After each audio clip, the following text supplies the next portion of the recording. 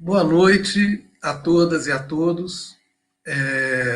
Estamos iniciando agora a terceira mesa redonda do quarto simpósio científico de Commons Brasil e primeiro simpósio LAC. Essa terceira mesa tem como tema patrimônio cultural e a descolonização do pensamento preservacionista. É uma mesa extremamente importante, principalmente nos dias de hoje, em que esse debate é um debate fundamental para a continuidade das políticas de preservação, um debate fundamental que, inclusive, tem tomado conta do próprio Commons Internacional. Quem acompanhou, por exemplo, no segundo dia, a palestra do ex-presidente de Commons, Gustavo Aros, o tema foi justamente a descolonização do patrimônio. É um tema fundamental, e essa mesa de hoje, no meu entender, é uma mesa que vai, com certeza, dar uma efetiva contribuição para esse processo. Nessa mesa vão estar presentes dois pensadores desse processo, de descolonização do pensamento, descolonização dos imaginários e dos pensamentos, e que discussão que pode, e deve ser estendida para a área cultural e para a área do patrimônio cultural. Eu estou extremamente honrado e feliz de poder contar com a presença desses dois pensadores, que têm contribuições importantes para essa discussão. Em primeiro lugar, eu queria agradecer muito a presença do professor Clemente Acassi. O professor Clemente Acassi, muito obrigado, professor. É uma grande honra e felicidade contar com a sua presença aqui. O professor Clemente Acassi é natural da Costa do Marfim, e obteve seu doutorado em estudos afro-cubanos, afro-caribenhos e afro-latino-americanos pela Universidade de Alcalá, em Madrid, na Espanha. Ele é pós-doutorado em estudos comparativos sobre a diáspora africana pela Universidade de Metz, na França. Ele se estabeleceu em Havana e Pinar del Rio, em Cuba, onde levou a cabo pesquisas sobre as culturas afro-cubanas e, particularmente, sobre a santeria, religião de origem africana. Sua área de investigação se articula principalmente em torno, mas não somente, de estudos africanos e da diáspora africana no mundo francófono, hispanófono e lusófono. Partindo de uma perspectiva interdisciplinar que considera a história, a sociedade e as ideologias, seus trabalhos se fundamentam sobre as teorias pós-coloniais e descoloniais, assim como sobre teorias afinadas com o feminismo, questões de gênero e a sociocrítica, entre outras. Dr. Acassi é autor de 3 livros e de numerosos artigos, disseminados em revistas e publicações estadunidenses e internacionais. Uma de suas obras mais citadas é Discursos Pós-Coloniais e Renegociações das Identidades Negras, Áfricas, Américas, Caribe e Europa. No final desse ano, de 2020, o professor irá publicar outro livro, intitulado Panafricanismo e Negritude, Diálogos entre a África e a Diáspora Africana, Passado, Presente e Futuro, pela editora Cambridge Scholars Publishing. Seu projeto de investigação atual gira em torno do desenvolvimento da noção de descolonização dos imaginários e das epistemologias. Entre 2015 e 2018, o Dr. Acassi foi presidente do College Language Association, uma organização internacional e acadêmica dedicada aos estudos africanos, africano-americanos e diaspóricos, com base nos Estados Unidos. O Dr. Acassi fala vários idiomas europeus e africanos e é professor associado de francês e espanhol e atualmente também diretor do programa de pós-graduação no Departamento de Línguas e Culturas Mundiais da Universidade de Howard, em Washington, D.C., Estados Unidos. Obrigado, professor. O outro membro da mesa de hoje é o pesquisador Dagoberto Lima Azevedo. Dagoberto Azevedo é indígena do povo tucano, nascido na terra indígena do Alto Rio Negro, no Amazonas. Começou a vida escolar do letramento até a 4ª série, no modelo não indígena, na comunidade Pirarara Poço. Da 5ª série até a 8ª série, frequentou no distrito de Pari Cachoeira a antiga missão dos missionários salesianos. Fez magistério comum na época, o modelo não indígena, no distrito de Iauareté, na missão salesiana. É graduado em filosofia pela Faculdade Salesiana de Dom Bosco, é mestre em antropologia social pela Universidade Federal do Amazonas e doutorando do programa de pós-graduação em antropologia social da Universidade Federal do Amazonas, sendo membro também pesquisador do Núcleo de Estudos da Amazônia Indígena, além de ser tradutor e consultor da língua tucana, né? Muito bem-vindo também, Dagoberto, assim, também uma grande honra poder contar com a sua presença aqui nessa nossa mesa. Eu tenho certeza que essa nossa mesa hoje vai dar uma contribuição, como eu já disse, efetiva nos rumos dessa questão tão importante para a preservação do patrimônio nos dias de hoje. E agora, sem mais, como a gente diz no Brasil, né, sem mais delongas, né, sem mais esperar, passo a palavra ao nosso convidado, professor Clemente Acassi. Por favor, professor.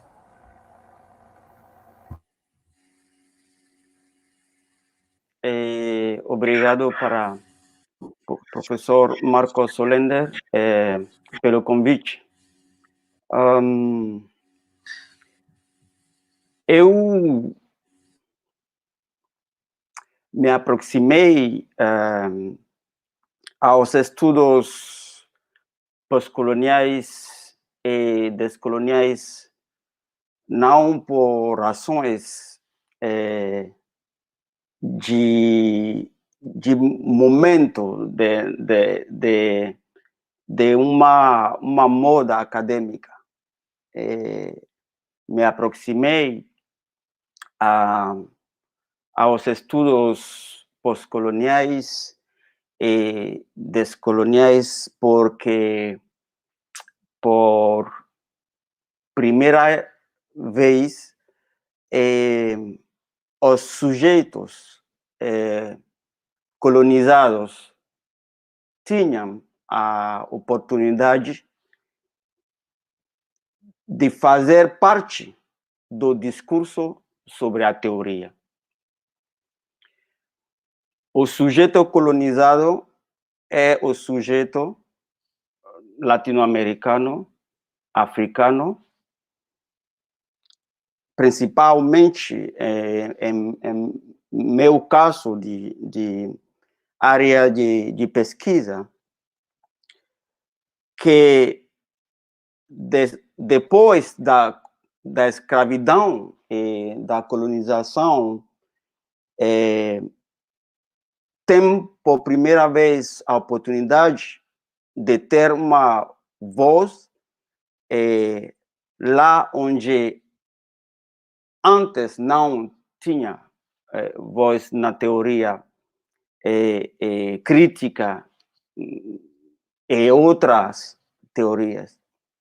Por que as teorias pós-coloniais e descoloniais? É porque as teorias pós-coloniais e descoloniais são teorias que vêm como contradiscursos, que vêm como discursos em contra de um discurso de raízes coloniais e escravistas também, a vezes coloniais e escravistas, mas não todo o discurso escravista é colonial. Então, nesse grupo de pensamento pós-colonial e descolonial se inscreve precisamente o sujeito colonizado no sentido em que entra em tensão com o discurso de raiz colonial e se posiciona como um discurso de desconstrução e descolonização do discurso colonial. Por isso, é uma teoria, a teoria pós-colonial ou umas teorias pós-colonial e descolonial que me interessam nesse sentido. Estou trabalhando agora na teoria de descolonização do imaginário das epistemologias, ou dos imaginários e das epistemologias, porque a construção do discurso colonial é uma construção do discurso de representação do sujeito colonizado. O sujeito colonizado indígena na América Latina, do sujeito negro na América Latina, do sujeito negro na África, etc., etc. A descolonização do imaginário colonial produz uma descolonização também das epistemologias, do pensamento. Uma dupla, ou um duplo processo de descolonização, então. Nesse panorama se inscreve o que vou a falar hoje. Falemos, então, da preservação ou conservação dos patrimônios ou sítios históricos. Para entender bem a colocação de meu pensamento de descolonização do pensamento de preservação, é importante colocar o contexto histórico.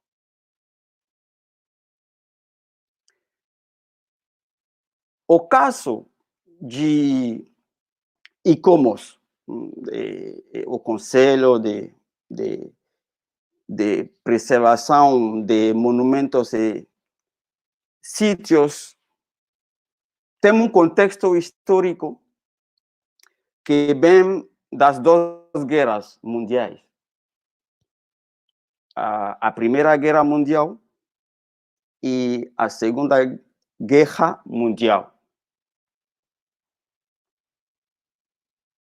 Mas, entre as Primeiras Guerras Mundial e a Segunda Guerra Mundial, antes desses dois eventos,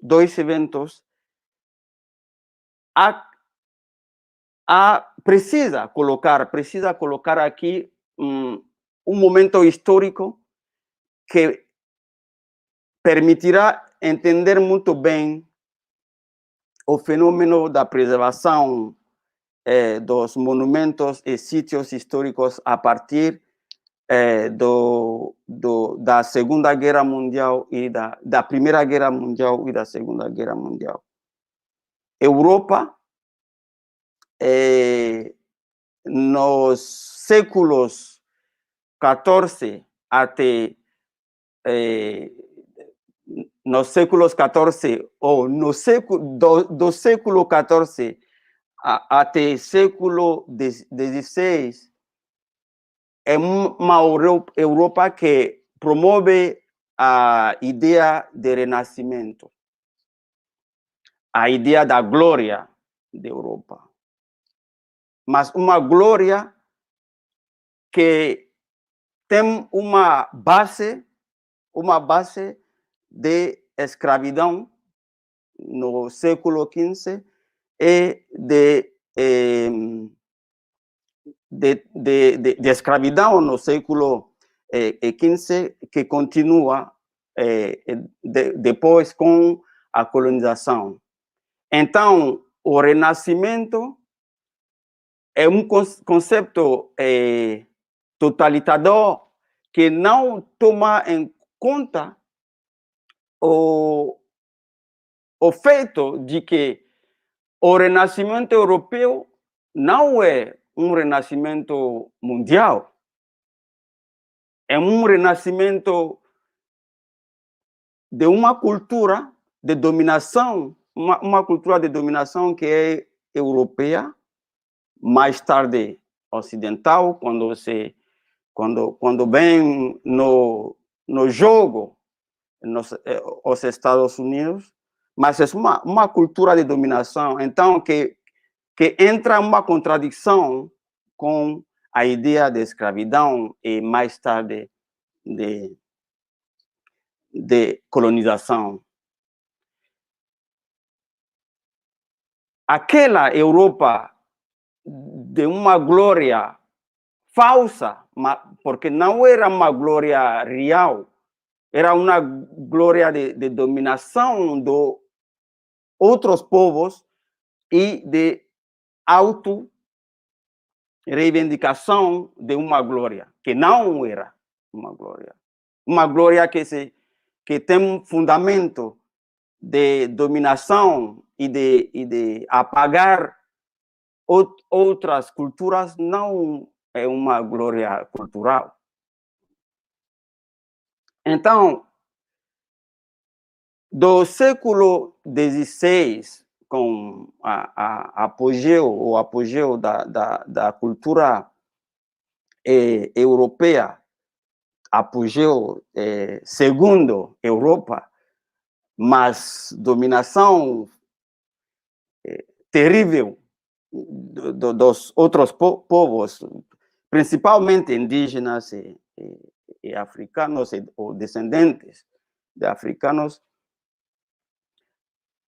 Chegamos no século XX, onde as duas guerras mundiais traduzem uma decadência da cultura europeia.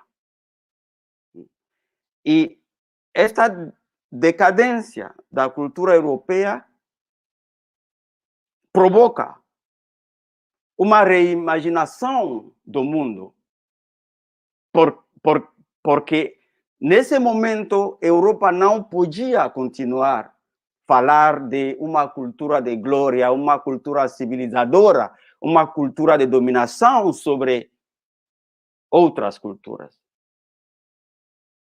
Já Paris, já há muitas destruições em Europa durante a Primeira Guerra Mundial, muita destruição durante a Segunda Guerra Mundial, especialmente um espaço tão significativo do que era a glória da Europa, que é França e particularmente Paris, marca uma destruição dessa cultura europeia. Sem falar de Mussolini em Itália, que não podia representar a glória da cultura europeia. Então, a ideia de internacionalizar alguns valores de preservação tem um contexto histórico europeu primeiro. A ideia de preservação é primeiro uma ideia de preservação do patrimônio europeu. Primeiro. Então, entramos lá. temos que entender que entramos lá em um processo de discurso que entra em outro discurso que eu defendo, que é o contradiscurso de um universalismo que não é. Porque a ideia da preservação do patrimônio não é um discurso universal, é um discurso criado artificialmente para ser universal.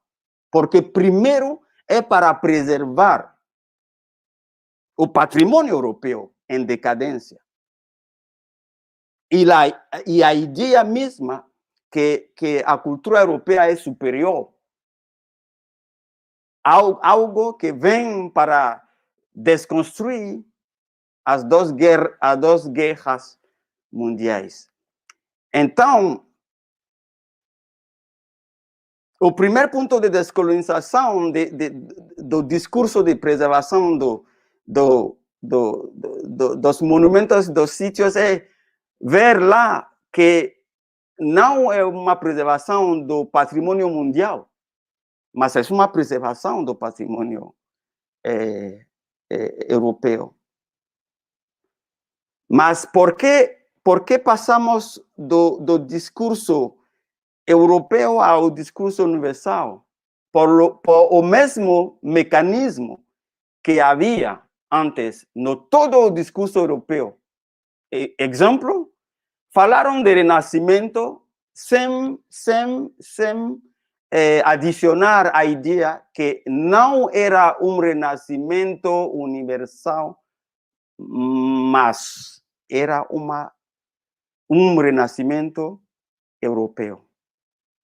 Falaram da liberdade, fraternidade, igualdade, mas não falaram que era liberdade para o sujeito colonizador europeu, era fraternidade para o o sujeito colonizador e igualdade para o sujeito colonizador. Por quê? Porque, entretanto, havia escravidão. O escravizado não era livre. O escravizado não era o hermano do sujeito colonizador. O escravizado simplesmente não era, não fazia parte deste mundo de igualdade. Então, o discurso cêntrico, eurocêntrico, se mudou a um discurso supostamente universal para proteger o discurso europeu contra outro conflito, outro discurso, outro contradiscurso. Mas o pensamento descolonial, precisamente, é um mecanismo forte para desconstruir este discurso europeu. Então, a preservação, primeiro, não era uma preservação do patrimônio mundial. Primeiro. Segundo passo. Agora que desde 1941 falamos do patrimônio mundial e que aceitamos a ideia do patrimônio mundial ou de monumentos e de sítios mundiais. A segunda pergunta é: o que significa patrimônios e sítios mundiais? A resposta é simples. A resposta está lá, está ali no sítio, ou no qualquer documento sobre ICOMOS ou a Unesco, o sítio da Unesco. Mas vamos a fazer uma análise, não uma análise exaustiva, mas uma análise concreto do como o discurso de preservação europeu, de preservação europeia ou de preservação de patrimônios e sítios europeus se muda a um discurso falsamente universal. Explico.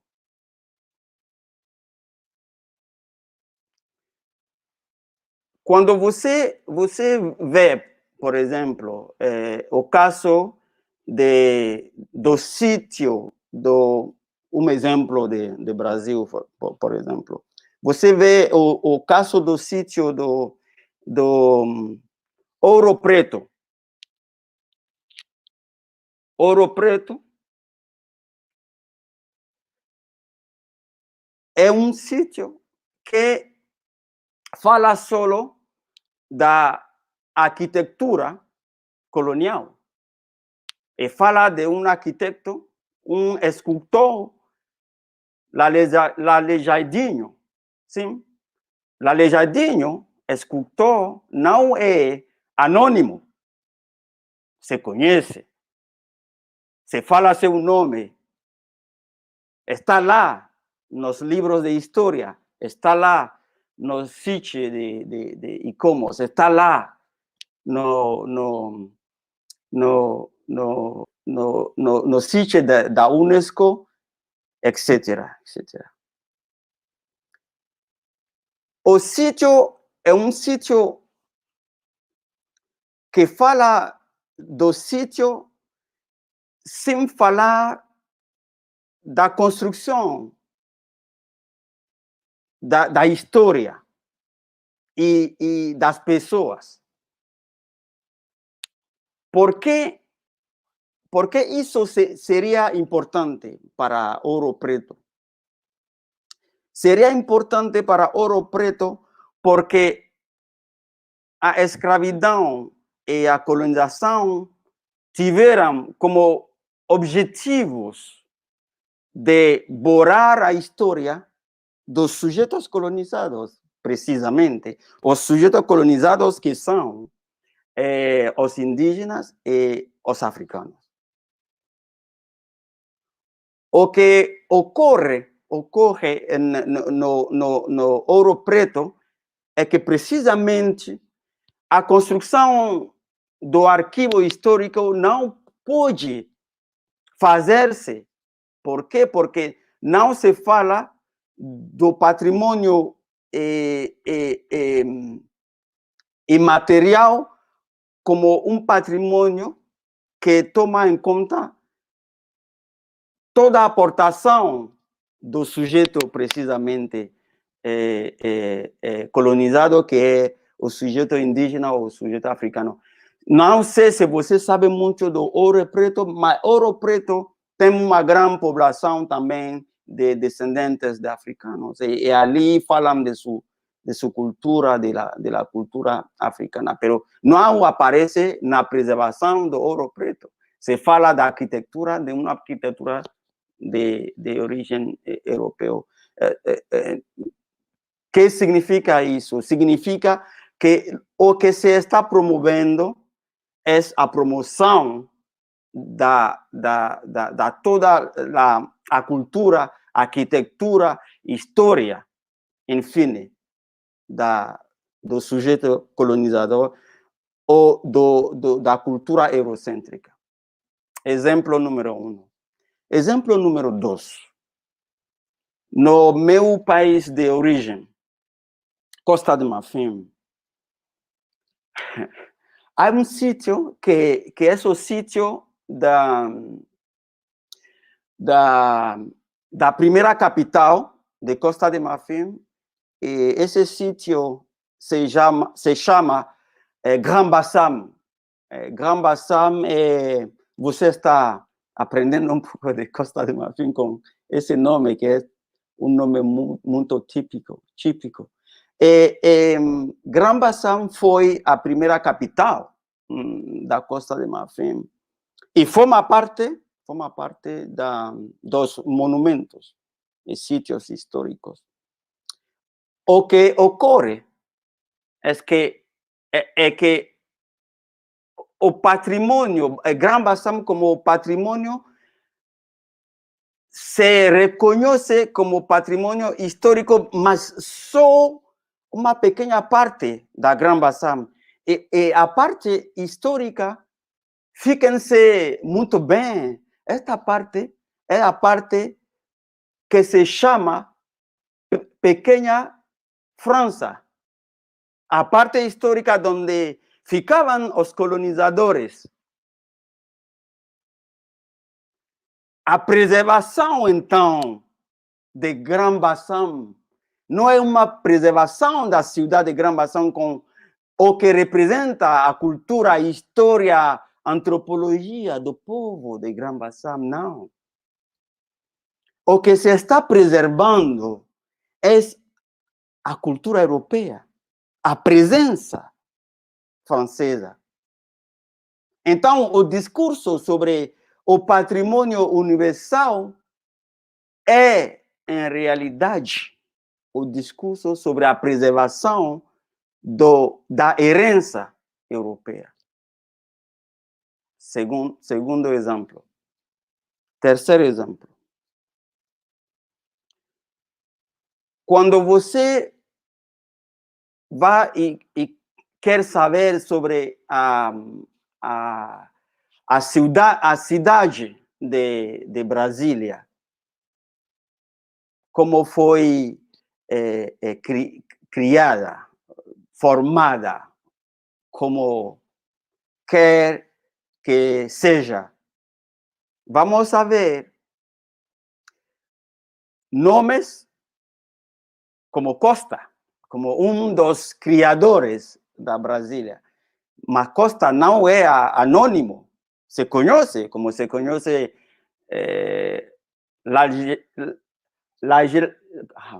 Aleijadinho. Sim? Então, são conhecidos. Se você cambia, se você muda e vai, no caso de Peru, Machu Picchu, se fala de um monumento histórico impressionante, mas foi construída Machu Picchu, ou foi construído como monumento, curiosamente, como anônimos. Onde estão os criadores de Machu Picchu? Onde estão? Como se chamam? Quem eram? São anônimos. E como são anônimos, o patrimônio se volta um patrimônio também anônimo, porque não pode fazer parte do arquivo histórico que o sujeito colonizador, nesse caso indígena, quer constituir para sua história, para a construção de sua história.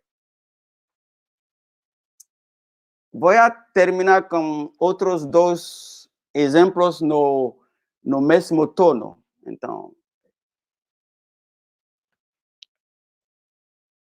o caso da Amazônia Central, Dagoberto seguro vai falar disso, vou falar brevemente.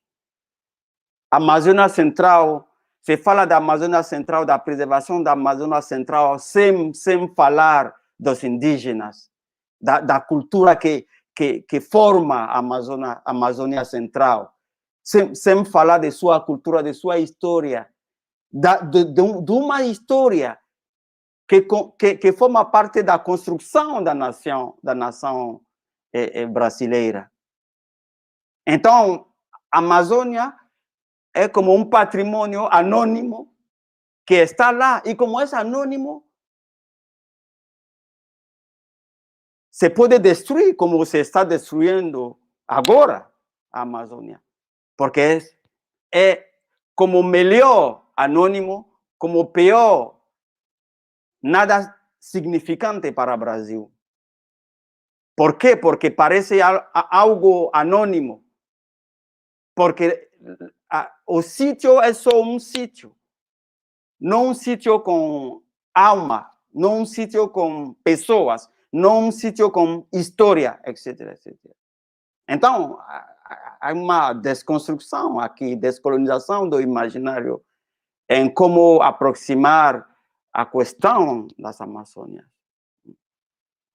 Um discurso que tem que vir para ser como um contradiscurso da preservação suposta da Amazônia.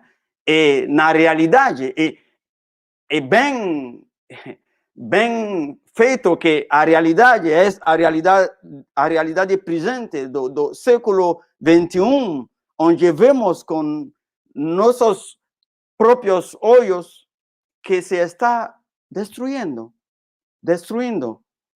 a Amazônia. Entretanto, se fala de uma preservação. De quê? De quê? De que preservação falam? Último exemplo do contraste, da tensão entre realidade histórica europeia não anônima contra a realidade de preservação anônima do patrimônio do sujeito colonizado. Último exemplo. A Estátua da Liberdade nos Estados Unidos tem nomes de arquitetos que criaram, que construíram a Estátua da Liberdade. Está lá como sítio histórico, monumento histórico, patrimônio universal. Porque a Estátua da Liberdade é uma realidade com uma história, com nome, com arquitetura. E Machu Picchu, Gran Bassam, Machu Picchu em Peru, Gran Bassam em Costa de Marfim, Ouro Preto no Brasil, Amazônia no Brasil não tem história detrás da simple representação dos monumentos ou dos sítios. Por que não tem? Última pergunta. Que pode ser para o discurso da preservação, o discurso colonial, porque toda a representação por Europa colonial vem de um discurso colonial também, porque o discurso colonial que se reproduz até hoje, porque este discurso fala de monumentos e sítios imateriais como se foram, por exemplo, uma canção, uma religião, como se foram coisas que não têm criadores. Por exemplo, a religião do voodoo em Haiti, da raiz africana, foi uma religião da liberdade durante a cerimônia do Bois Caïman. Nessa cerimônia do Bois Caïman, é uma cerimônia de liberdade com Dutty Boukman. Por que se vai falar só de imaterial? O que significa isso? Que detrás da religião africana, por exemplo, em Haiti não há pessoas. Quando se fala da cidadela também em Haiti, da cidadela de Sans Souci, que há detrás daquela cidadela? Uma história, uma arquitetura. Porque só se fala que se fez uma cidadela, mas quem era o arquiteto? Quem? Como se pode reconstruir um arquivo histórico para o sujeito colonizado se todo é anônimo? Com isso, vou a terminar e obrigado.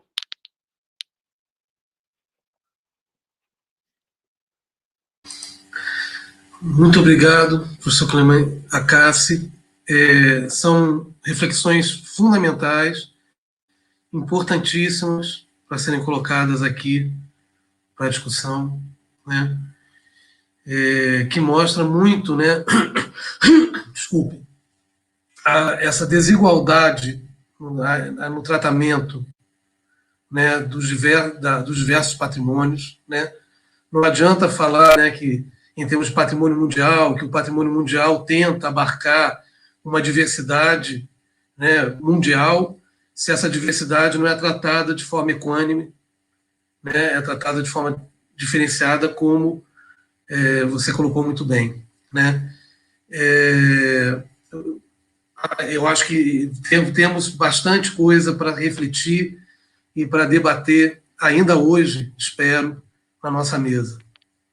Passo a palavra agora ao pesquisador Dagoberto Azevedo, né?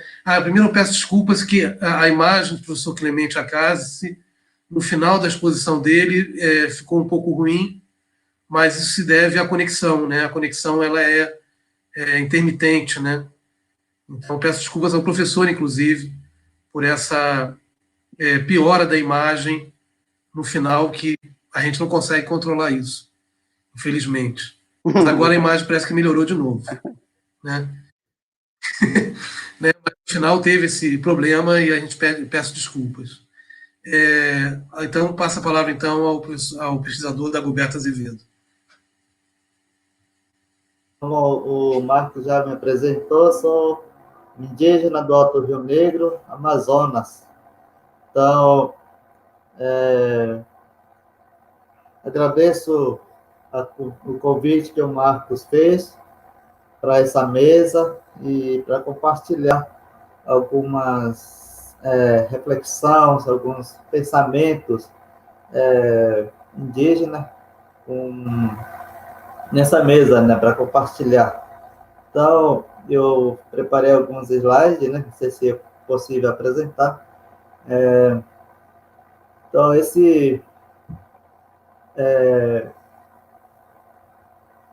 eu coloquei assim, né, para chegar o ponto principal, né, que é a descolonização do pensamento preservacionista. Então, eu coloquei, para chegar nesse ponto, o meu pequena temática, né? Coloquei desafios da descolonização do pensamento indígena, né? Então, porque nós, povos indígenas, fomos mais de 500 anos, né? Contatos com não indígenas, né? Diria, né?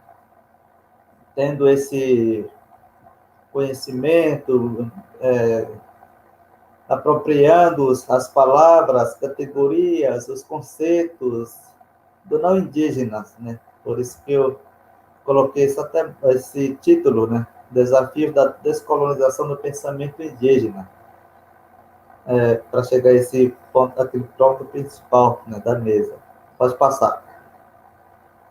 Então, eu trago aqui para situar, né, de onde eu sou, né, o meu povo, onde mora, por onde que eles vieram, né? Mas para os não indígenas é visto como narrativas míticas ou mitologias, mas para meus parentes e para mim, para os povos tucano, né? no Alto Rio Negro, são considerados histórias que aconteceu de fato, né?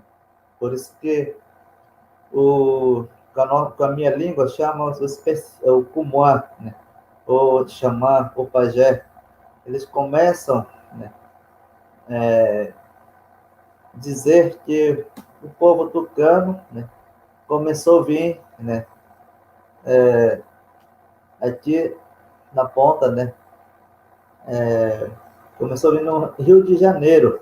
Aí entrou veio beirando no Atlântico, né, aí entrou no Rio Amazonas, depois entrou no Rio Negro, depois no Rio Apés, até chegar no território que eles encontram atualmente. Então, eu moro no Rio Tiqué, né, nessa área aqui. Então, é uma narrativa, né, uma história bem longa, né, longa, e por isso eu apresento aqui. Toda essa trajetória que eu acabei de mencionar, né, eles pararam alguns, não sei quantos anos eles paravam em certos lugares, né? A gente chama casas, né? Por isso que eu trago aqui para chegar sobre patrimônio cultural, né? Para entender e contextualizar o que nós, povos tucanos, né, entende de forma diferente que o não indígena propõe, né, como patrimônio cultural, né? Então eu mostro através dessa mapinha, né, toda essa trajetória, né, está como eu falei, né, tem suas casas, né, casas de transformação, a gente chama, né, casa onde eles paravam, faziam cerimônias, né, compartilhavam conhecimentos, né, construir artefatos, né, uma série de outras coisas, né. Pode passar. Então, aqui o Marco já apresentou, né? Aí vou passar essa parte, né? Já foi apresentado, pode passar. Então, nós temos, né, quem for trabalhar, ou quem trabalha, né, com os povos indígenas, né, precisaria conhecer, né, onde está, né, os conhecimentos, né, onde está a epistemologia, onde está a ciência, onde está as teorias indígenas. Então, para os povos tucanos, né, essas teorias, essa ciência, né, para dizer, né, para falar sobre o patrimônio cultural, né, e para lançar a descolonização do pensamento preservacionista, né, baseia nesses três, né, vamos dizer, três pilares de conhecimento, né? Aqui, com a minha língua, é escrever, que tenham com ser, né? É um conjunto de narrativa mítica, que são o resultado das tramas sociais, vivenciados pelos demiurgos e responsável pela origem do mundo, do ser e das coisas, né? Quem domina esses são o conhecido Ucumuá, né? Ou traduzido seria os pajés, ou os xamãs, né? E tem outro pilar de conhecimento, né, ou ciência, ou teoria, né, é o Bacessé. Isso é quando o Kirti com Sé, né, as narrativas míticas, é utilizado pelo Cumuã para comunicação e interação com os Uaí-Maçã. Esse Uaí-Maçã são humanos invisíveis que moram nas diversas casas que se encontram, né, nesse Rio Amazonas, no Rio Negro e até no Rio Apés, né? A sepsia de alimentos e a habilidade de invocar elementos e princípios curativos contidos nos tipos de vegetais e animais, né? Esse é um do pilar de conhecimento, né? Pilar da teoria tucano. Outro é o Bassamoni, né? É quando o Kirtio Kunsé, né, as narrativas mítica é acessado para composição musical durante as festas, né, de grandes festas rituais de Dabucuri, que envolve os cantos, as danças, instrumentos musicais, etc. Então, eu apresento aqui, desses três, pilares, né, dos conhecimentos tucano, ou teorias tucano, né, para mostrar, né, para dizer que nesses três pilares que se encontra, né, para falar sobre o patrimônio cultural. Aí tem que dominar, conhecer bem desse primeiro pilar, segundo pilar, terceiro pilar, para falar sobre patrimônio cultural. E depois, né, partir para a descolonização do pensamento de preservacionista. Por isso que eu mostro para você. Né? Mas se for destrinchando, cada pilar leva séries de longas, vamos dizer, horas, né, de conversa, de diálogos, né? Aí levaria outra mesa para a gente conversar para cada pilar da teoria tucana. Então, outra, pode passar. Então, através, né, desses três pilares, quando traz, né, para o espaço, né, aqui eu falo como pesquisador, né, e dentro de um programa ou da universidade, né, quando traz essa teoria ou a ciência indígena, né, se torna desafios, né, porque os professores, os doutores também têm sua formação, né, específica, né, os conhecimentos deles. Aí, quando traz, né, essa ciência, a teoria, que eu mostrei aquelas três pilares, né, tem esse desafio de como descolonizar, né, a universidade, como descolonizar, né, os professores que atuam na sala de aula, né, com a teoria indígena. Aí vou apresentar aqui a nossa experiência, né, a minha experiência, né. O Marco apresentou, né, que eu sou membro de um núcleo de pesquisa, né, aí dessa experiência eu vou compartilhar aqui com vocês, né, desse desafio de descolonização do pensamento. Aí, como no início mencionei, nós povos indígenas fomos, né, fomos e viemos sendo educados e sendo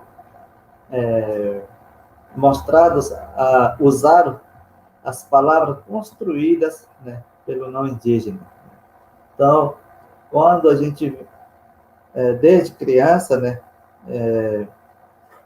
a gente, né, no meu caso, né, eu vinha já recebendo alfabetização com a língua portuguesa, apesar de que o professor era meu parente, né, parente tucano, né, e na escola era tudo com a língua portuguesa. Aí chega, né, nesse espaço maior, né, de mestrado, doutorado, né, e também na graduação, né, e eu dou um pequeno exemplo, né, na graduação eu estava apresentando, né, sobre aquela pequena trajetória dos meus ancestrais, né, na disciplina de Ciências Sociais. Aí apresentei, quando terminei, né, a professora da graduação dessa disciplina, ela disse: eu desconhecia, você me desculpe, mas será que essa sua apresentação é realmente considerada teoria ou ciência? Ela me lançou essa questão, né? Isso fez me pensar muito também. Aí depois, quando eu terminei a graduação, né, fiz TCC sobre educação tucano. Aí no final, um dos membros da banca lançou também: será que existe mesmo educação indígena tucano? Né? Então, isso mexeu bastante também, assim, na minha mente, internamente, né? que na época era assim, eu me sentia inseguro para lançar, né, que os povos tucanos têm ciência e teoria, né, tanto quanto outros o não indígena. Então, isso lançou, né, me ajudou a ter essa, diria, de lançar essa desconstrução, né, de alguns conceitos que desde na alfabetização eu tinha, né, assimilado, eu tinha já estava dominando, né, e os conceitos, né, do meu povo, né, do meu ancestral, estava sendo aos poucos deixado de lado. Então, por isso que foi um desafio, né, de criar, né, o diálogo, aí que coloca, né, diálogo, né, aí precisou desconstruir, né, eu mesmo, primeiro, fazer desconstrução, né, dos conceitos que eu tinha assimilado durante toda a minha formação escolar e acadêmica, e depois reconstruir conceitos, né, e lançar diálogos, né, com a ciência do não indígena, né, mostrando e apresentando e argumentando que nós, povos tucanos, temos nossa própria ciência, nossa própria teoria, que precisa ser, assim diria, vista também de forma diferenciada e com sua própria, né, epistemologia, vamos dizer assim, né? Então, isso que eu venho trabalhando e continuo ainda. Pode passar. Então, primeiro, como falei, né, precisou, para a minha mente, né, estava com essas palavras, né, na minha cabeça, dominadas com essas conceitos, palavras, categorias construídas e apresentadas, né, na minha formação escolar e acadêmica, né? Aí aparecem, né? E também os lideranças usando muitos desses que veio de fora, né? Os mitos, as palavras mitos, benzimentos, rituais, maloca, pajé, xamã, espíritos, cultura, maloca, né? Lei, rei, né? Então, isso, né?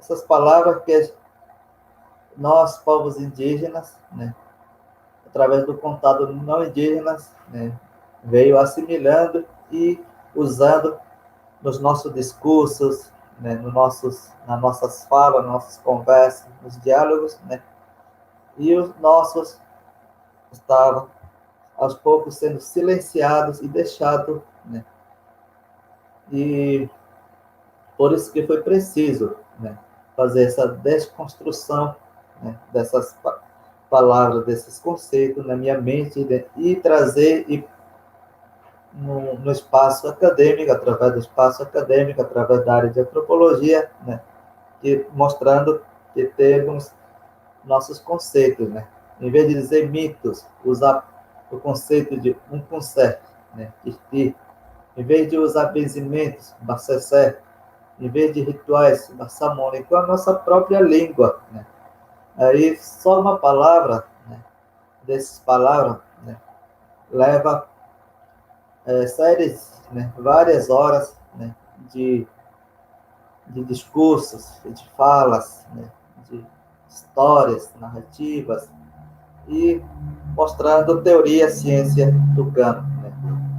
Então, aqui também, né, a palavra cultura, né, que aparece nessa mesa, temática da mesa, né, aí, Ni7 né, modo de ser, né, para a palavra cultura, a gente tem. Aí, quando com o primeiro contato na indígena, né, dizia, né, os registradores, né, aquele que estava registrando, aqueles estudiosos diziam que os povos indígenas, né, não tinha lei, não tinha rei, né, não tinha Bíblia, né? Então, e essas letras, né, não aparecia no alfabeto indígena, mas se for aprofundar, né, aparece com outro alfabeto, né? Tá vendo, né? Lei, a minha língua, né, do Pissé, rei, Miogue, né? Aparece outro alfabeto, né? A gente tinha outro modo, né, de de organização, de instituição, a gente tinha também, né? Através daqueles 3 pilares que eu mostrei lá que se encontra, né, as nossas leis, né, a nossa forma de organização, a nossa cultura, né,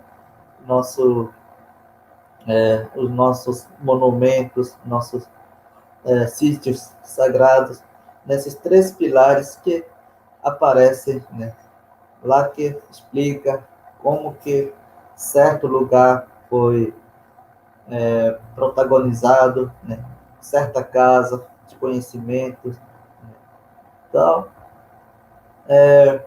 com essa colonização desses conceitos, né, muitos parentes já estavam começando, né, usar no discurso deles, né, aparece ali aqui nessas pequenas frases, né, agora somos brancos, né, agora estamos no processo de civilização, né, está começando a ter essa ideia fermentando, né, aos poucos e o nosso conhecimento, nossas teorias, né, e o nosso modo de conhecer e perceber o patrimônio cultural estava sendo, né, aos poucos,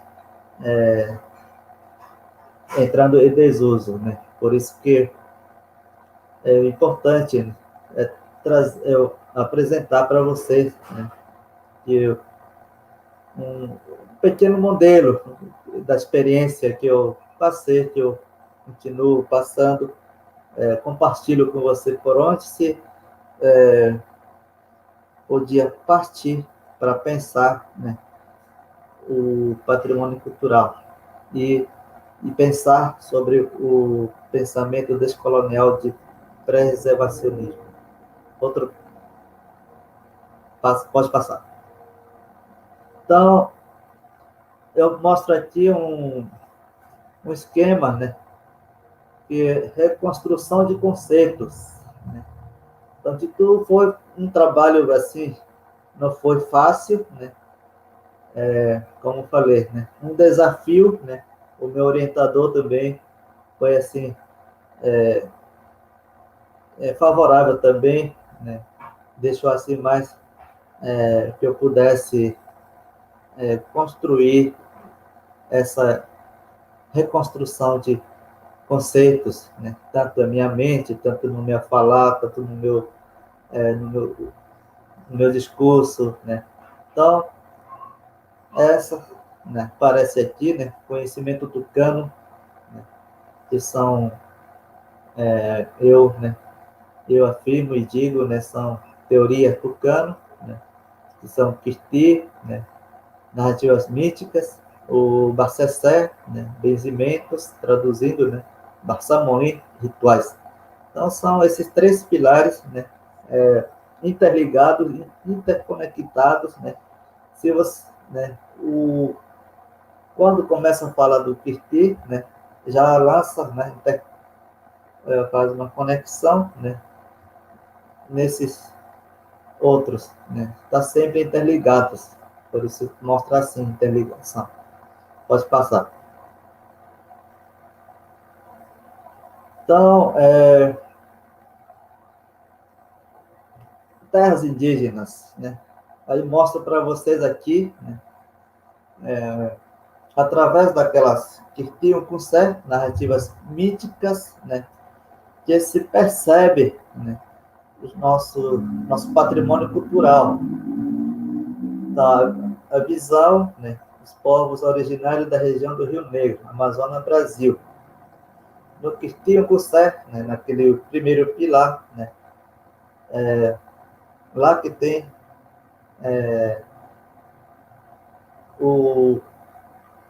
a nossa, né, teoria de como perceber, como entender o patrimônio cultural, né. Aí, né, alguns, né, o não indígena diz, né, terra indígenas é deserto, ou alguns dizem Amazônia é deserta, mas nas teorias dos povos indígenas que habitam nessa área, né, da Amazônia, tem outro, né, tem humanos, né, que vivem, que moram, né, nas florestas, né. Nas florestas tem certos lugares, tem certos espaços que tem donos, né, e os rios também têm donos, né, aqueles que eu chamei, os donos são o Aimaçã, né, conhecido como Sede das Florestas, né, os pássaros têm donos também, com próprias casas, né, diversidade de povos, né, cada povo, né, os moradores com sua diversidade, né, tem seu lugar, né, com sua distribuição de etnia, de clãs, né, suas histórias, né, aquela que eu mostrei no mapa, né, lá que tem suas histórias, né, construção históricas, né, territórios, né, cada povo tem naquele mapa que eu mostrei território deles, as capoeiras, né, lugares de origem, casa sagrada com nomes específicos, né, então as montanhas, né, as serras, né, as chapadas, para os povos indígenas são casas de conhecimentos, são como se fossem universidades para os povos não indígenas, né? Então, por isso que parece que não há ocupação na Amazônia ou nas terras indígenas, mas tem outra forma de ocupação, né? Outra forma de habitar, né, nesse espaço, né, nas terras indígenas. Então, eles têm sua forma, né, tem sua forma de preservar, tem sua forma de proteção, tem sua forma de manejo, através do Bacessé, o que chama xamanismo, traduzindo, ou benzimentos, né, através desses que cuida, né, porque o povo tucano, eles usa mais, né, Yananansé, né, cuidar, ele tem mais essa palavra, não tem a preservação, né, dentro da língua tucana é Yananansé, cuidar, esse que é o ponto central para o povo tucano. Aí, através desse Bacessé xamanismo, que cuida, né, para o usufruto, né, coletivo, né, da geração futura, né, e sim que entende quando, né, fala de patrimônio cultural, né. Aí entra a série de, né, conhecimentos, né, tradições, né. Parece que, né, aí tem sua própria forma de demarcação, né. Já tinha demarcação também, forma de demarcar, né, já pelos ancestrais, né.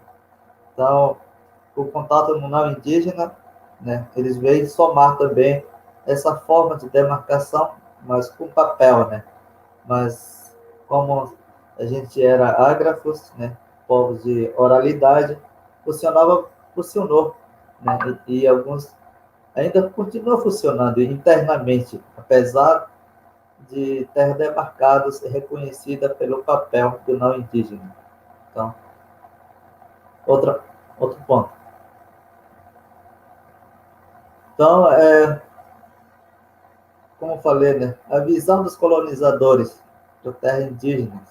Né, o colonizador, né, como eu já mencionei um pouco antes, né, para ele ver, né, como a Amazônia inabitada, deserta, né, que precisa ser explorada, que precisa ser povoada, né, ele imagina que não há, né, não há os povos, né, habitando toda essa terras indígenas, né. Ignora também, desconhece e decide não levar em conta as histórias e conhecimento dos povos originários, né.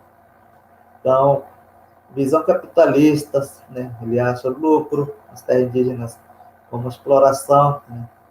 Ele, para fazer isso, né, pensa exterminar as culturas humanas, né, os povos indígenas e não humanas, né, que vivem aquelas casas que eu falei para a gente, são casas, as serras, as montanhas, as chapadas, né, não é o depósito de minérios para os povos indígenas, são casas, né, onde moram esses não humanos, onde os xamãs, os pajés, né, o cumã da minha língua, durante sua formação, entra em contato com esses não humanos que moram naquelas casas, né, nessas florestas, né, e complementa sua formação. Por isso eu falei que para os povos tucanos, né, são casas de conhecimento, são laboratórios, né, de formação, são universidades, são faculdades. Né. É outra, por isso que são patrimônio cultural, né, dos povos indígenas, todas essas aí. Então, quanto que o colonizador, né, vê, né, e pensa em devastação, né, pensa poluir, contaminar, né. Então, para os colonizadores, né, as terras indígenas, né, os moradores, né, todas as que eu mencionei, né, humanos e não humanos, né, são vistos como um empecilho ao desenvolvimento e progresso, né. São vistos região e povos que precisa ser integrado à sociedade nacional, né, que é uma região que precisa ser militarizada, né. Então, para descolonizar tudo isso, né, precisa, né, com os parceiros, com todos aqueles instituições que são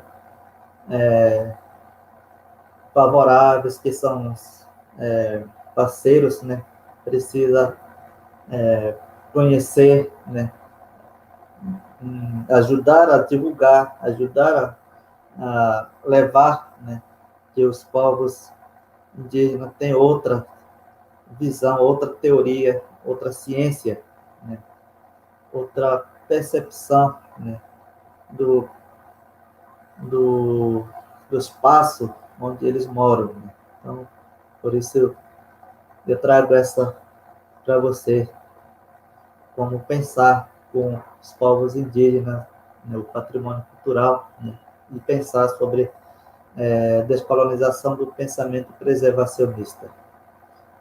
Outro ponto. Então, eu trago e apresento e compartilho, né, esse meu anseio que eu tenho, né. As universidades, né, e as instituições do não indígenas estão abertas para as diferenças de conhecimento ou teorias de conhecimento, ou teoria indígenas ou ciência indígena. Né. Por onde começar a descolonização do pensamento preservacionista? Então, eu coloco, né, aí cada um pode pensar, né, mas eu tenho a minha, essa ansiedade, né, essa inquietação que eu tenho, né, essa proponho e apresento para você, compartilho essas perguntas, indagações, né, que me incomodam internamente. Pode passar. Então, eu termino dizendo Anhu para todos, e a minha língua, né, Anhu, para dizer muito obrigado. Valeu, Marcos. É isso.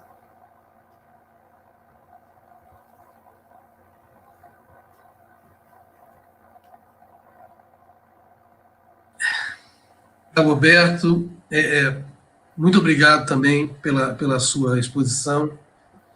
Foi importantíssima.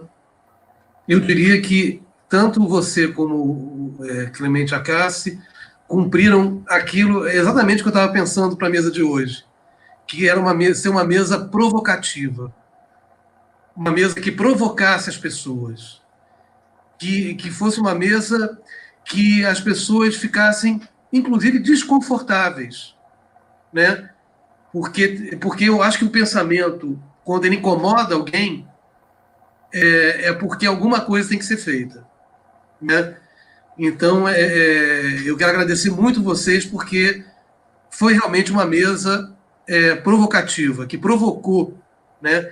E essa provocação, quem sabe, vai levar a ações importantes, né? Pelo menos assim, ao início de ações importantes nesse processo tão importante da descolonização do pensamento preservacionista. Em relação a isso, eu separei algumas considerações do público, né? Que eu vou passar para vocês para a gente conversar, e queria também fazer algumas considerações. Primeiro, eu queria reportar a uma palestra, uma exposição que foi apresentada ontem no ICOMOS, à noite, pelo ex-presidente do ICOMOS, Gustavo Arós. Não sei se vocês tiveram a oportunidade, o pessoal do público teve a oportunidade de assistir. É uma gravação de uma reunião que teve do ICOMOS América na semana passada, mas inclusive com a participação de representantes da Espanha, por exemplo, não só da América, né? E a apresentação tinha como título A Descolonização do Patrimônio Cultural. O interessante, tem duas coisas, e aí eu quero relatar um pouco isso para que vocês também, para trazer para a discussão. Em primeiro lugar, no primeiro momento da palestra, a proposta da descolonização era de se escutar melhor as diversas comunidades, os diversos povos, na afirmação dos seus patrimônios culturais. Né? Tudo bem, ok, né? É importante, mas ficava por aí. Né? Não se discutia, por exemplo, que faz parte do processo da descolonização a própria desconstrução do pensamento preservacionista europeu. Né? Se chegava à concessão, tipo, tudo bem, vocês podem afirmar seu espaço. A questão que eu coloco o que adianta afirmar o espaço da diferença se não se desconstruir o pensamento que ainda é colonizador? Que ainda vê os outros com os olhos colonizadores. Né? Será que não é necessário também desconstruir e reconstruir esse pensamento europeu? Para que ele possa conviver com os outros pensamentos, com a diferença? Né? Então, essa é a primeira. E, mesmo assim, a exposição dele causou tanto desconforto que a representante do ICOMOS Espanha, na intervenção dela, colocou o seguinte, que não gostava desse conceito de descolonização.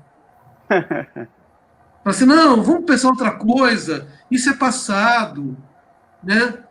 Não vamos falar disso agora, não. Né? Como era desconfortável para ela ter que ouvir o conceito, só o conceito de descolonização. Né? Quando a gente sabe, né, que da importância daquilo, que é uma expressão bem brasileira, que a gente chama de acertar as contas com o passado. Nenhum povo ele consegue superar certas questões se ele não conhecer o passado e acertar as contas com ele. Né? É o caso do Brasil. O Brasil até hoje não acertou as contas com a escravidão, por exemplo. E aí está aí persistindo o racismo estrutural. O Brasil ainda não acertou as contas com a ditadura militar. E daí, né, pessoas hoje dizendo que ela nem existiu. Né? Então, eu acho que o primeiro passo é esse. Acho que a desconstrução faz parte desse acertar contas com o passado. E aí é o continente africano e o continente latino-americano acertando as contas com o passado do continente europeu. Eu acho que isso é uma questão que eu coloco para discussão, mas que eu acho que é importante. Em relação ao Dagoberto, então isso é a partir das provocações do Clemente Acassi, né, para ajudar, provocar mais ainda. Em relação ao Dagoberto, eu tive a oportunidade, Dagoberto, de ler a sua dissertação de mestrado, né? Agora tem livro.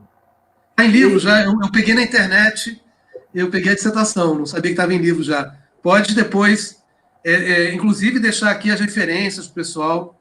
Então, a gente pode comprar ela agora, está em livro. Esgotou já, Marcos. Oi? Esgotou. Acabou, já foram comprado tudo. Então, temos que fazer uma segunda edição. Sim, precisa mesmo. Mas eu li a sua dissertação, né? E realmente é uma outra coisa assim que incomoda, por exemplo, e eu acho que você falou aqui que é muito interessante, é quando a gente respeita o outro pensamento, a outra epistemologia, que é, por exemplo, traduções impossíveis, né? Então, essa sua angústia que eu via no texto de como definir, por exemplo, o Bassese, não sei se eu falei certo, Bassese, né? Bassessé. Bassessé. Isso. Bassessé. Isso mesmo. Né? Que a tradução seria benzimento, mas não é um benzimento. E realmente, eu lendo, não é um benzimento. É todo um complexo de ações que vai muito além do benzer. Né? Tem denominações, tem outras questões envolvidas. Né? E você coloca essa angústia no texto, né?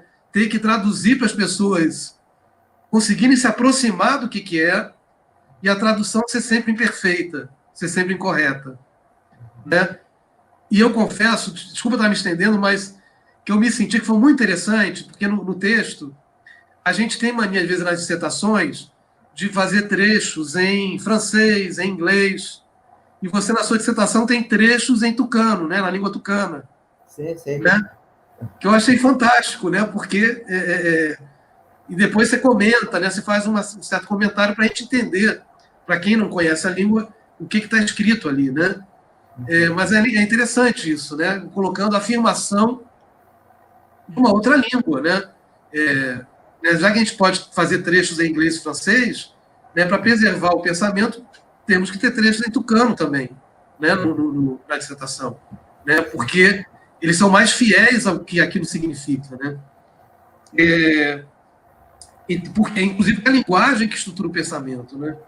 Isso é importante. E, por fim, só para partir do público, há duas outras questões que eu acho fundamentais na desconstrução do pensamento preservacionista. Primeiro, é romper com essa dicotomia patrimônio cultural, patrimônio natural. E eu acho que isso os povos indígenas ensinam muita gente, e isso está num alerta que o Clemente Acassi falou e depois você continuou desenvolvendo. Né? Essa dicotomia patrimônio cultural, patrimônio natural, também é responsável por a gente olhar a Amazônia e não ver os povos indígenas na Amazônia. Só ver a Amazônia como uma floresta natural, por exemplo. Olhar o Pantanal e não ver os povos e comunidades tradicionais do Pantanal. Né? E segundo, os povos indígenas ensinam a gente que nós somos natureza também, que nós fazemos parte da natureza. Esse mundo, e aí retomando ao Clemente Acassi, né, e a gente deve isso ao Renascimento, o Renascimento é que constrói essa dicotomia cultura-natureza, né, que a gente tem que romper com ela. Porque, e aí eu termino a minha exposição tentando citar de memória um texto do Ayrton Krenak, né? O Ayrton Krenak tem um livro, O Amanhã Não Se Compra, e ele fala que a humanidade é um clube que ele não quer fazer parte dela. Se a humanidade é isso, que hoje se chama humanidade, ele não quer fazer parte dela. Né? Porque O grupo dele é outro. É dos povos indígenas, dos quilombolas, dos ribeirinhos, daqueles que não se divorciaram, não se separaram da terra, da natureza. Né? Natureza essa, e aí eu concluo minha parte, que está dando um alerta para a gente com essa pandemia também. Né? O Krenak fala que essa pandemia é como um grito da natureza, tipo assim, pedindo para essa humanidade, né, na qual o Krenak não se coloca, ficar em silêncio e ouvir a natureza. Para tentar aprender com ela. E se a gente não aprender com vocês, com as comunidades tradicionais, com os povos indígenas e com a natureza, não vai adiantar nada o susto da pandemia. Não vai adiantar nada. A gente vai continuar em rumo da derrocada da chamada civilização ocidental. Né? Eu queria falar só isso, que vou partir também, antes de passar para vocês, para as perguntas também, para as considerações do público. Ou vocês querem comentar alguma coisa, depois eu parto para... O que vocês preferem? Quero comentar uma coisa sobre o panelista da Espanha, que Sim. falava que a descolonização é uma questão do passado. Primeiro, ele está em seu papel, é o papel do sujeito colonizador que quer preservar a dominação do discurso colonial. Primeiro. Segundo, não se pode entender o sujeito colonizado latino-americano, ou latino-americano dentro de Latinoamérica, o sujeito indígena, o sujeito africano, nem se pode entender o africano do continente africano. Por quê? Porque, primeiro, no caso do continente africano, o sujeito africano é um sujeito imaginado. Um sujeito imaginado quando se lhe leva da África. Imaginado por quê? Porque é um povo, é um sujeito que vem do Império Congo, do Império Mandingo, do Império Ashanti, que se falou que é simplesmente um objeto, uma mercancia. Primeiro, é um sujeito imaginado. E esse sujeito imaginado que se fica sem história, é esse sujeito que mora hoje nesta terra. Número um. Número dois, os estados latino-americanos ou os estados africanos colonizados também são estados imaginados. Um dia eu falava com um estudante, um aluno, certo, sobre um escritor de Colômbia que se chama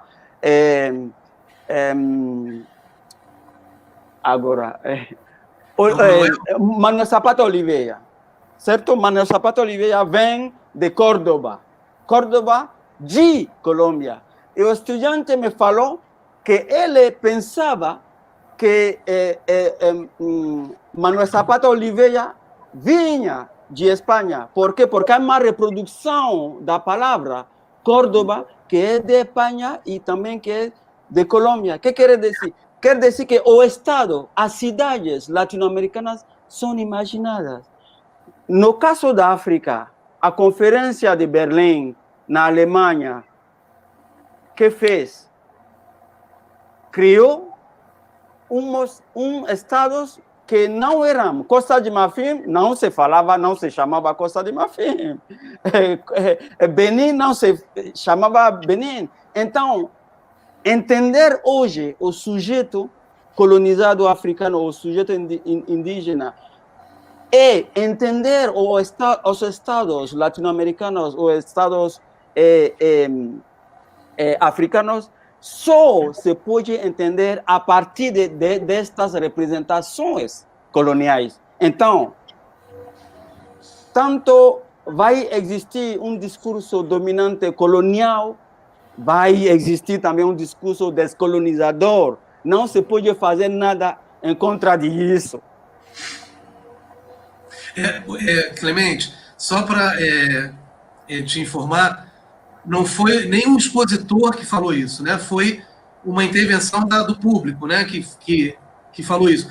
Quando o expositor que estava falando sobre a descolonização do patrimônio cultural respondeu, ele foi, inclusive, muito arguto. Ele falou o seguinte: olha, a descolonização é o conceito mais brando que a gente tem aqui. Os outros conceitos são opressão, exploração, dominação.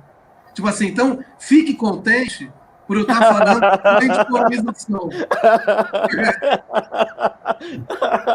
Sim, que você fique contente. Porque o resto é bem pior, né? Sim. A opressão da Europa, a dominação, a exploração. Sim. Né? Exato. Então, só para informar sim, que, pelo menos, exato, sim. o expositor ele era mais consciente das coisas. Né? Agora, Dagoberto, quer comentar alguma coisa? Eu parto para... Pode passar, tranquilo. Eu estava com essa mesma pegada do professor Clement, né? Que sempre vai, né, haver essa... de alguns de não querer aceitar essa palavra, né, de descolonização, né? Porque alguns, né, pela minha experiência, né, que eu apresentei aqui, compartilhei, né, de trazer essas teorias tucanas, ciência tucana, dentro da universidade, no programa de pós-graduação, né, teve sempre esse também, né, de conflitos, vamos dizer, conflitos de discussão, né, esse está ficando assim, sei lá, querendo desconsiderar de muitos anos de ciência bem consolidada, né? Sempre tem esse, Marcos, né? Mas como o professor Clemens disse, né, sempre vai, nosso foco é isso, né? Trabalhar disso e tentar criar diálogo, né? Não criar essa divisão. Então, Dagoberto, eu vou passar aqui aos comentários e perguntas, porque eu já estou sendo alertado também que o nosso tempo já está, né? O tempo da apresentação já está se esgotando também, né? E para mim passou muito rápido, né? Porque, né? Foi muito bom. Mas depois eu até peço para vocês se a gente pode disponibilizar os contatos para quem quiser continuar depois esse debate, quiser mais. Sim, né? Então a gente não termina aqui, né? Eu vou passar rapidamente pelas considerações e perguntas.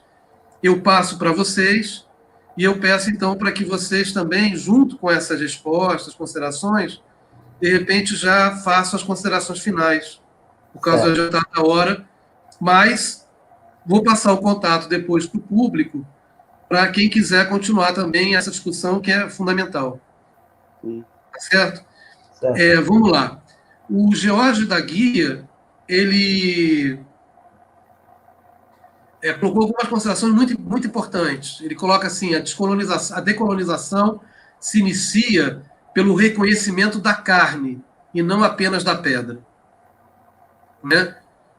Depois ele vai falar uma coisa interessante sobre Ouro Preto, Clemente, que é o estudo para a normatização de Ouro Preto considerou os espaços de trabalho das minas localizadas nos morros da Serra do Veloso. Muitos sítios arqueológicos, Mundaús, Queimada, Minas, etc. E uma abordagem ainda tímida, mas que reinserem esses espaços e sujeitos na gestão do sítio tombado. Aí eu queria fazer um parênteses e complementar o Jorge da Guia. Eu tive a oportunidade de participar do comitê julgador do Prêmio Rodrigo Melo Franco de Andrade, que é um prêmio de patrimônio aqui, que no ano passado a gente premiou essas minas Veloso. O que são essas minas Veloso? É uma iniciativa de um cidadão de Ouro Preto que hoje é proprietário de uma casa onde essas minas, e que ele começa a estudar essas minas e ele descobre uma coisa fundamental, e isso contribui muito pelo que o Clemente Acácio falou de Ouro Preto. E a tecnologia utilizada para abrir essas minas era uma tecnologia que vinha junto com os negros escravizados da África. Não era uma tecnologia portuguesa. Então, na verdade, porque não só... a gente sabe, e o professor Clemente colocou isso, quem construiu Ouro Preto foi a mão de obra escravizada. O que a gente não sabe é que uma parte dessa tecnologia utilizada veio junto com essa mão de obra.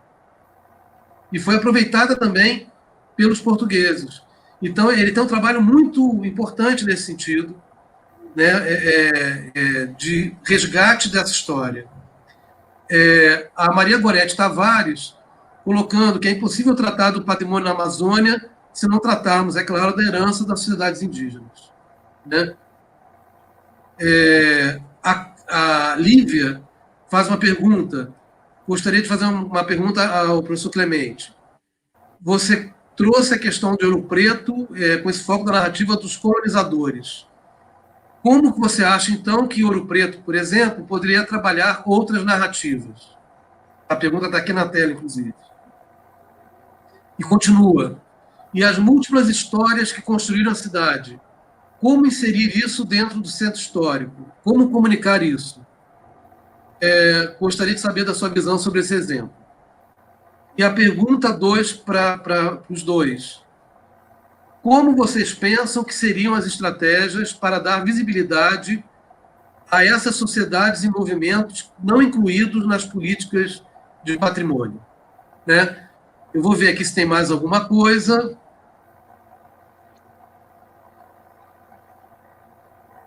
Né? Eu acho que é isso. Tem mais aqui... mais uma questão só. A Cláudia Baeta Leal coloca a copresença entre pesquisadores de epistemologias distintas é fundamental para desafiar o pensamento intelectual e decolonizar a universidade de conhecimento. Quer dizer, ela já faz uma consideração, uma afirmação seguindo o caminho apontado pelo Dagoberto. Né? É isso, são essas colocações e perguntas. Eu passo a palavra a vocês, aí vocês respondam, é fácil e tal, e depois a gente faz a rodada final de considerações, então, né? Porque eu acho que para ficar mais claro, né? Marcos, acho que são reflexões e colocações tão importantes que quizás podemos falar com intercâmbio dos contatos, sim? Que acha você? Porque são reflexões muito importantes. Podemos seguir a conversação, mas o que posso dizer rapidamente é o discurso,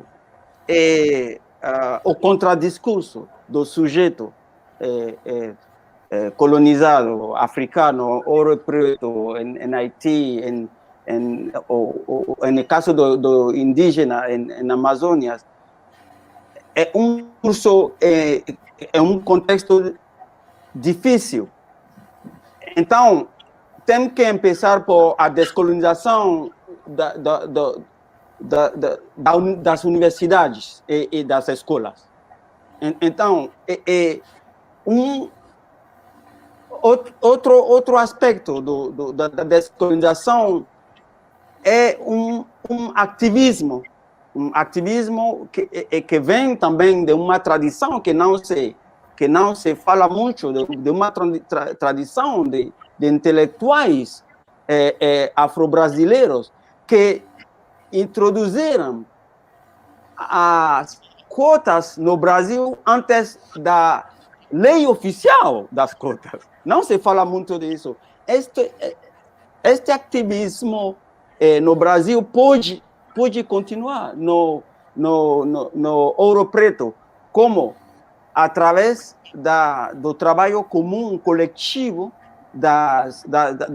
precisamente, como se diz em Brasil, nas coletivos de negros, intelectuais, que podem ir a apoiar lá o trabalho prático do povo negro lá em Ouro Preto. Então, é uma ação que tem que ter uma parte também ativista, não só produzir um discurso acadêmico que sim, se precisa produzir, descolonizando a própria universidade, mas tem que ir além disso, através de um ativismo muito concreto, sim, muito concreto.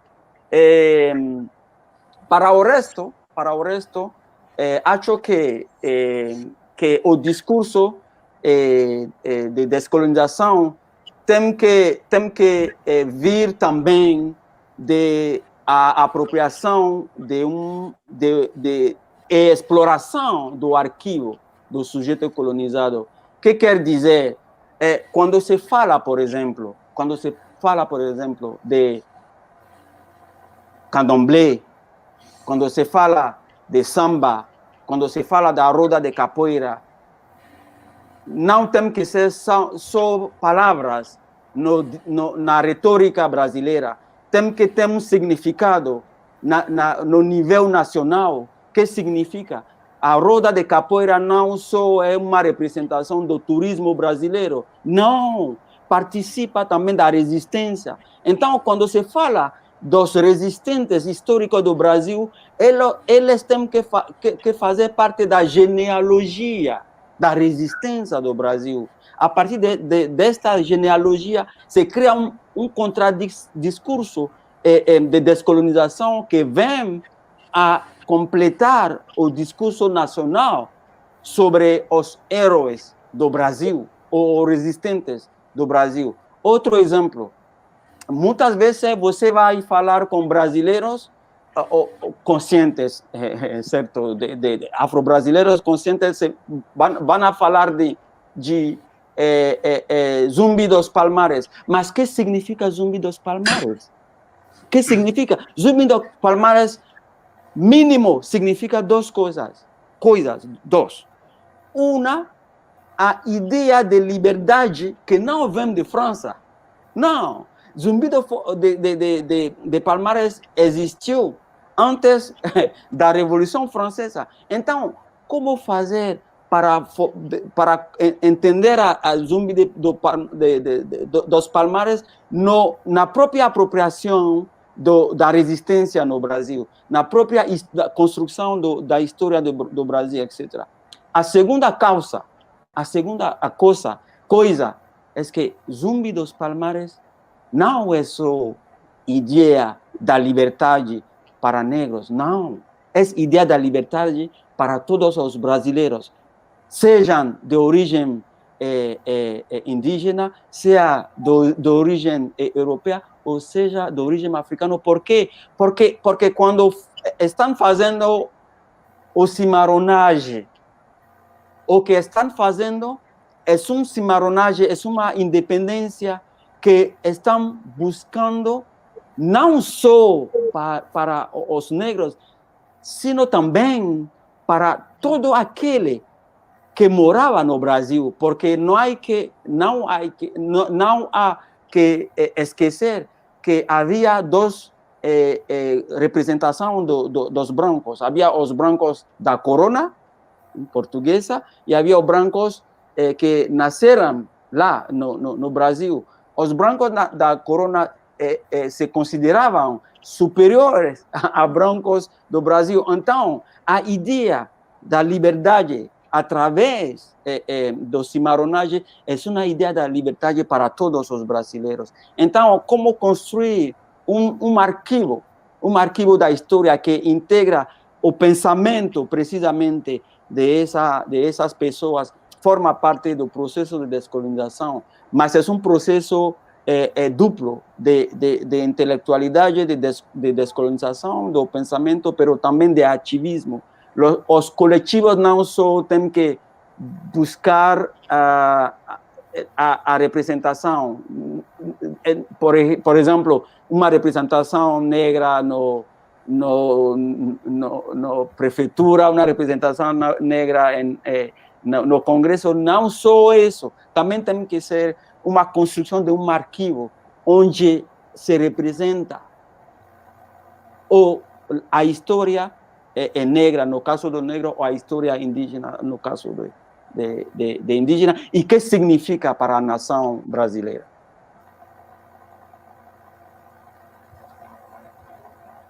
Marcos. Obrigado. De nada. Importantíssimas. De nada. Dagoberto. Oi, Marcos. Oi. Falar sobre algumas estratégias, né, de descolonização do pensamento, queria compartilhar também, né, porque justamente o professor Clemente mencionou também sobre políticas afirmativas, né, foi através disso que eu entrei também, né, para programa de pós-graduação em antropologia, né. Não foi, mas não foi assim diria, o bom senso do Estado, ou do governo, ou da universidade, né? Foi uma luta, né? Reivindicações dos povos indígenas, né? E demandando, lutando, né? Se reunindo com outras lideranças de outros estados, né? E foi contemplados, né? Então, foi uma estratégia também que, né? Como uma descolonização, né? Aí eu penso assim, né? Aí através disso, né? Eu já estando lá, né? Conversando com o meu orientador, né? Foi pensado em escrever, né? Com a minha língua, né? Que você mencionou, né? Também. Aí ele me perguntou se eu tinha condição de escrever com a minha língua a dissertação, né? Qual que eu expresso melhor, qual que expressa melhor na dissertação, né? Aí eu primeiro escrevi, né? Aí tinha que demandar, né? Para o ESP da UFAM, né? Pedindo, né? Reivindicando que eu queria escrever com a minha língua. Aí levou a quase um ano, né? Para ser respaldado, para reconhecer, assim, de fato, né? Porque os brancos sempre acreditam com papel, né? Então, foi um ano, né? Então, enquanto estava esperando, eu fui escrevendo esse. Aí, depois que saiu essa portaria, aí comecei a escrever com a minha língua, né? Aí, defendi com minha língua, bilíngue, né? Lá no Alto Rio Negro, né? Na nossa Federação das Organizações Indígenas, tem uma maloca, né? É lá que eu defendi, com minha língua e português, bilíngue. Aí levei a banca para lá, né? Foi uma das estratégias para descolonização também, né? Aí, às vezes, eu fico pensando, né? Porque o programa de pós-graduação, a universidade, que é formador, né? Daquelas pessoas profissionais que vão trabalhar em várias áreas, né? Então, aí, como o professor Clemente disse, né? Precisaria formar grupo de, né, ativistas, né? Para dar mais outro passo, né? Ter um curso, né? Curso ou uma disciplina ou curso assim de teorias indígenas, né? Do Amazonas ou da Amazônia, né? O curso de línguas na universidade, né? E vagas para os professores, né? Na universidade, né? Porque já são bastantes, né? Formados, né? De várias áreas, seja de antropologias, de outras áreas de educação, né? Então, seria essa outra estratégia de lançar uma descolonização dentro do espaço das universidades. Obrigado, Dagoberto. Eu queria, a gente passou bastante o tempo programado, né? Mas o que mostra a importância dessa mesa. Mesmo assim, eu quero agradecer muitíssimo a Carla, que está fazendo essa transmissão, né? E que sem ela essa transmissão não teria acontecido. Muito, muito. Agradecer a Carla aqui pessoalmente. Agradecer a todo mundo que está assistindo a gente, que está participando. E eu queria passar, então, a palavra para vocês, antes de concluir, para concluir, né, para as suas considerações finais. Por favor. Vai lá, professor. Para minhas considerações finais, gostaria de dizer a todos aqueles que são de América Latina, de África, que não podem ir na universidade ou na escola para reproduzir o discurso existente, porque são povos imaginados e tem que desconstruir aquela representação de que não ou nunca foram, porque foram imaginados. Tem que desconstruir esta representação de que não são. Então, como fazer isso? Ler muito, buscar arquivo, ser curioso, buscar informações. Quando se fala de um teórico eurocêntrico, há que falar outro indígena ou africano. Cada vez que ocorre, há que buscar, mas há que poner muito esforço, muito esforço, muita dedicação, e não pensar que na universidade é um espaço neutro de circulação dos saberes. Não, é um espaço ideológico, é um espaço de reprodução da dominação e da opressão. Então, há que desconstruir esta dominação e opressão indo buscando outros arquivos. São esses outros arquivos que fazerão o que é a descolonização do conhecimento na universidade. E depois passar no outro passo, outro passo que vai ser ativismo, mas há que começar agora mesmo, quando esteja na universidade, temos que lembrar que o conhecimento é ideológico, e como é ideológico, representa um discurso de dominação, e este discurso de dominação há que desconstruir este discurso de dominação. Obrigado.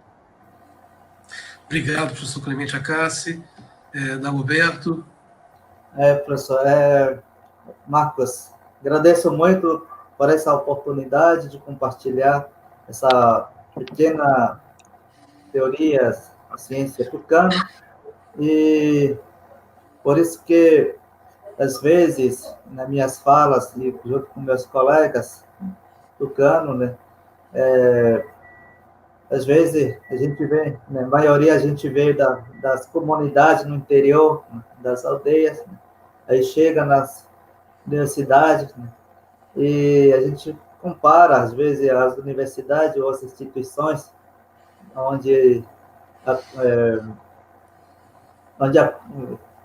tem oportunidade para trabalhar, né, como prefeituras, como estados, né, como outros espaços, né, a gente vê e compara como uma tapia, às vezes, né? A gente vem com boas intenções, com bons conhecimentos, detendo teorias nossas, e essas instituições, né, quando,